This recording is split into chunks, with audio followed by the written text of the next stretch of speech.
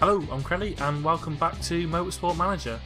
We just finished our race last video in Russia in the Black Sea GP, and I thought we did quite well really with where we are as a team. We're one of the lower teams in the pack, probably about sort of 8th, 9th place team. We did set an objective to finish 10th, but we came 7th in the last race, as you can see on the team standings there, and the driver standings we came a good 10th place and not so bad 15th place as well. So yeah, overall I think we did really well the last race. Some people didn't seem to think we did in the fans' reviews afterwards, but all in all I think I was really happy with that, and a lot better than I've done previously and other saves as well. So we're just back in our mail now, and we can see that our cars took a bit of a beating there. The park conditions dropped quite a lot. It's something we want to address over the season though, is we want to get a reliability top as I think first, above performance. I'd reckon. Just my view anyway. I don't know if that's right or not, but I just think if once the car is more reliable and solid, then we can start improving the performance on the car. So they're going to fix that car. It looks like it's going to take about 2 days to fix that car. We're going to set off designing the part in the meantime. I think if you can anyway. I'm not too sure if you can, but we will get one working in the meantime. So like I say, we'll design a new part. In the meantime, it looks like in the next race, there's a few things that are crucial. Our gearbox looks really bad, but the suspension is much better either, and it's a bit cheaper for suspension. I think I'm inclined to go with the gearbox though. We did have a few problems with the gearbox in the last race near the end. With I think it was Rogers. He was struggling really bad with his gearbox. So yeah, we're giving an improvement to the gearbox. So I think we'll select red zone minus 10%. That's going to give us a bit more in this red zone over here, a more chance for it to be a lot better, and it won't break. When it gets this red zone, it's going to start breaking. So that's when we want to keep in this green zone for as much of the race as possible as we can. If it's the last lap, we probably wouldn't bother, and we were just hitting the red last race on the last few laps. So yeah, we'll go red zone minus 10%, and that's going to cost about $1 million to make. Which we've got the money. We've got 1.3 at the moment, and we're making 400,000 a race. That's before bonuses, I think, as well. So yeah, I think we'll be fine with that. So we're going to keep going along. Hopefully we can get the car repaired. Looks like as we repaired the car is. We'll just check that now. And yeah, the car's now repaired, and it took them a few days, and I'll get back to making the improvements we set out to make. So you can see on the car that's now in progress. It's going to take us 10 days for that new gearbox to be made, and we'll place it on a car. We'll have a look at that when we made it though. But until then, I think it's more of a waiting game. We can't really spend much on the HQ. We would like to upgrade this.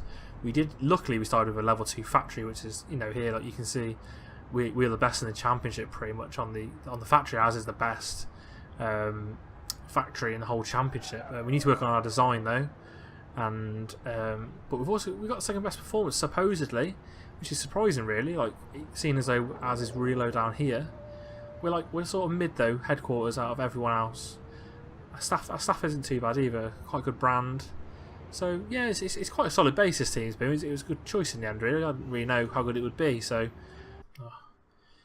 we finished building our new gearbox, and it's time to fit that to the car. And we can see here the performance is going to go up by sort of 7, I think that's 7, yeah. But the reliability is only 40, which is worrying really.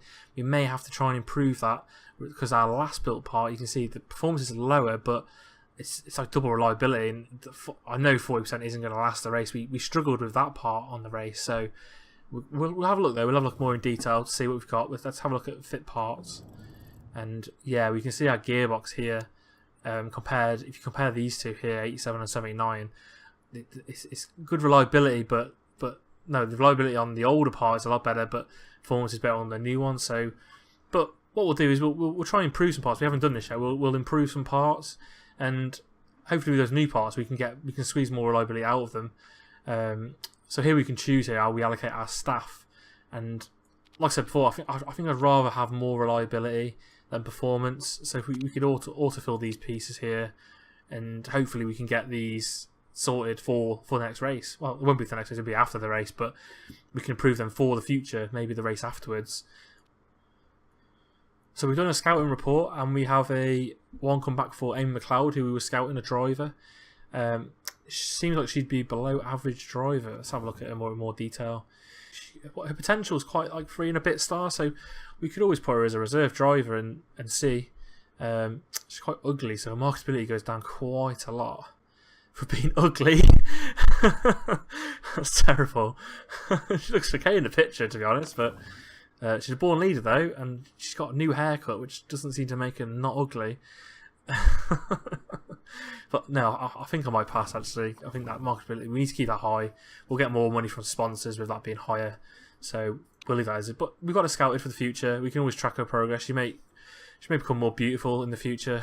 I don't know if that's a thing, but she may not. We'll soon see.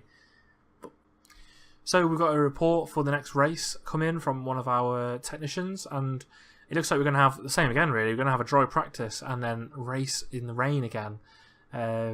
It may be worth doing an intermediates test this time. I've never tried before, really, doing intermediates in the practice. And maybe one on soft, so we have a performance increase on both of them then, which will net us a lot better. It depends how much we get from the race trim experience. We could always put one in with the tyres, depending on what we get. So we'll look at that when we come to the race anyway, at least. Before we do this next race, though, we'll do something we didn't do last time, which was design a new part just before we start the race. So we'll maximise in that time, basically. I think you can see which ones are coming up. So Milan, we can see here that our track guide says that our top speed is crucial, deceleration and high speed corners. So if we can get some made for them, or one of them, we can be ahead of the game a bit there, where we've got something ready to go out even before we finish this next race, or halfway before this next race we can get something else designed too. So we'll have a look now quickly as well at the car and try and get something designed for that. So I think we'll go with brakes, because we haven't done brakes yet, and it's not as expensive either. It's going to push us slightly into the red, but we can whack that reliability straight up. So we're going to do that, I think. Hopefully we'll make a bit more money off this race, and plus that one's going to pay out anyway per the race. So I think we'll go into the red briefly now, but we'll come straight out of it as soon as we finish the race. So we're going to head up for the race then. So we need to pick a sponsor. I think we're still going to stick with 13th and above. It's a safe bet. I think if we can get 10th again, even better. We can always think about going with a higher sponsor next time. In terms of parts, I think we're not going to fit our new part because I don't think it's just too unreliable. You can see. Oh, well, they're saying that it's 58% on here, so we could risk it. You know what? I think I'm going to risk it. I'm going to whack that gearbox on Sadat's car.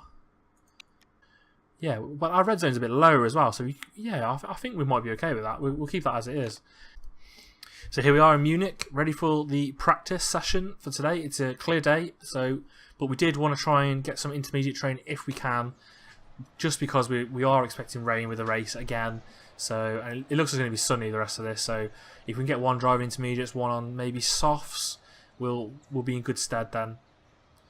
So, and it'll also boost his skills. So yeah, we'll put our driver out, our reserve driver out instead of Alex Rogers this time. Just looking at that feedback scores, looks a lot better. But first, yeah, we'll do as we did last time, where we'll go on one end of the spectrum. We'll keep on. I'm not going to be too fussed about the tyre stand because we'll have race trim anyway, and we'll get our performance base from race trim instead. So we'll keep it soft and medium on both cars. That's set up anyway. At least we'll just set up this car too. And we'll see how good that is. I have a feeling this one's going to be really far to the left because I remember it saying something about acceleration being better. We'll keep them on the medium tyre too, and we'll go with that. Let's give them a go. I'll let them get to the end of the pit lane first, and we'll send out our next driver too. It's quite a nice circuit, this one. I haven't seen the circuit before, so it's a lot more green anyway. Zoom out a bit more and see a bit better. It's in the area, it's fantastic already, so that might be a perfect straightaway off the bat. It would be great if we won't even move that then. So that's reporting the handling's superb too, so that might be two things we might not even have to change straight away, which will be really good for us. We won't even have to worry about one then. But he's coming in now anyway, and so should Young. We'll just see how they get on. Good and great so far on Sadat. Our downforce was good. Our speed balance is nearly spot on. Nearly spot on that speed balance. So there's going to be a lot of change we're going to have to make to Young's car. Only 35%. But our green bars are going down there. That's good. We've got exclamation. We're way out of it. So we're going to bring this down a fair bit now. So that's making his way out again. We're going to take him straight out here. And we're going to bring him in straight away. We just wanted to get one lap on that if we can, much as we can. Our knowledge is improving too. We just got medium tyres go up as well. You can see on here our soft tyres are level 1, medium tyres 1, and race trim's on 2 because they're both on race trim. So you know what I'm going to do actually? I'm going to bring in Young and just whack him on some intermediates just for 1 lap. So that's doing well. He's still 13th on his times, so he's also challenging a bit there, which is good. He may even take the place. Oh yeah. Oh no, maybe not. Still challenging though. It means he's competitive on that setup. Overall, a solid practice session, I'd say. We've got high setup knowledges on both of them. More so on Al-Sadat, but that's because his feedback rate is a lot higher. But yeah, we've nearly nailed both of them. Wonder what the issue was for Archer BMR today. They weren't at the races. I'm not heavily involved about the times. I'd rather have the car set up right than the times. It doesn't look very appealing, obviously, to a fan maybe, but in terms of the car itself, the setup is going to be a lot more top and high end than that.